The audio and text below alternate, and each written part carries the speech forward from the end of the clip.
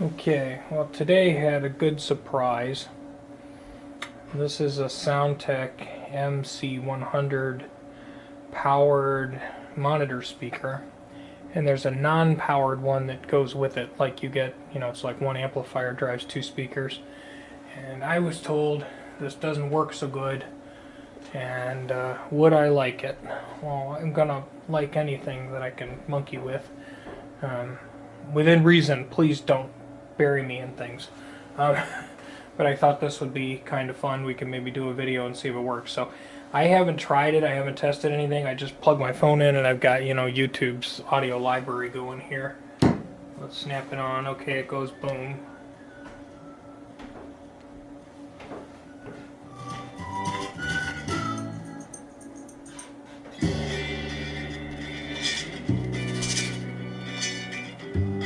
Okay, it actually seems to work.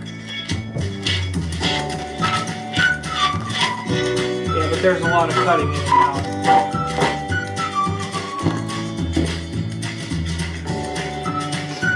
Okay, so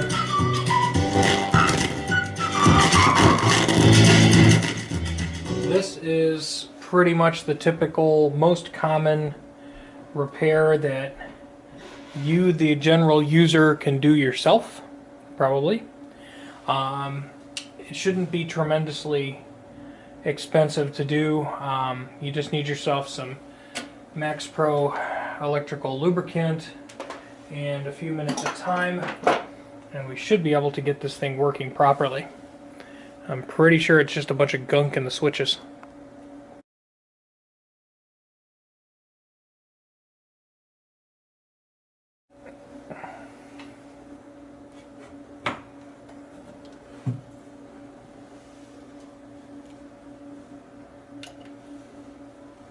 Okay, there's our animal. It's just a simple solid state amplifier there. None of the capacitors look to be exploded or nasty or anything. But we have pots and switches up here on the board to figure out the best way to get into them.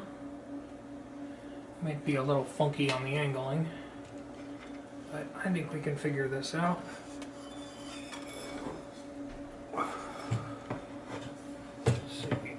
Set that up there and the wires are not too tight. Cool. But everything's down at that end, so I'll have to rotate it around.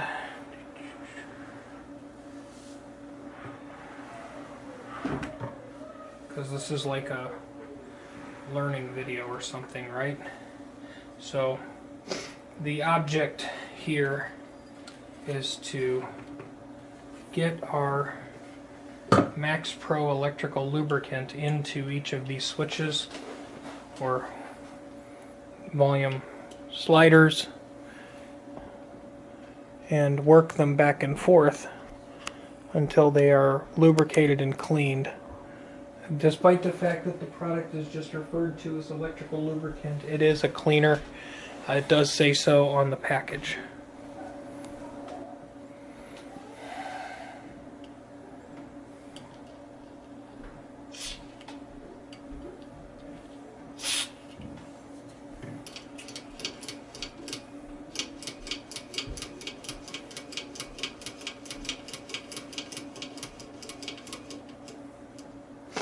That already feels a lot better. Give it one more little splash. Just because we can. And if you wonder where to get this stuff, I perchance to sell it on my Reverb store. You can go to my website, mrvamps.com, and contact me. Be glad to help you out.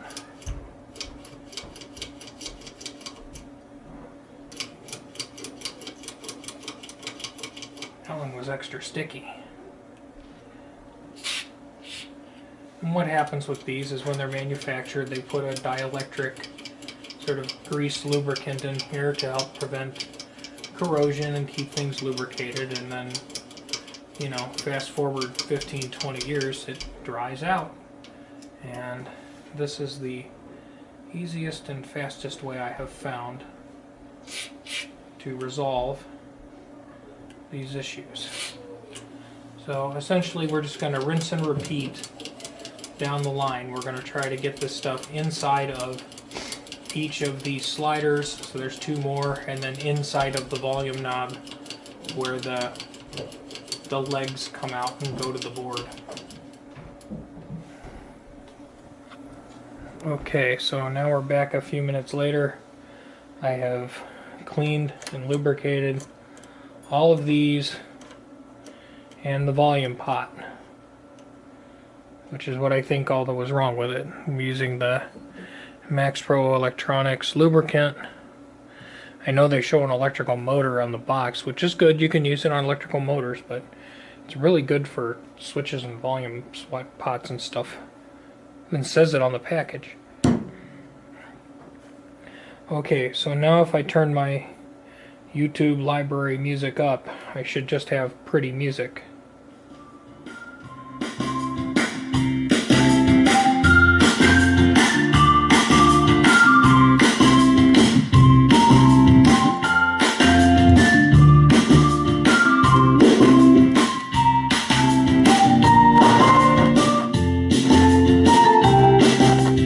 The 1K pot's still a little grubby.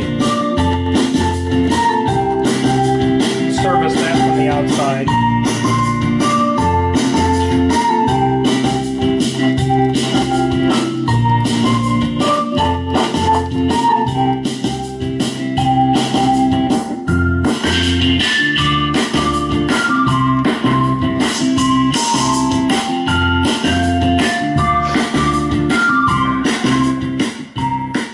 Okay, well, that seems to have resolved the issue.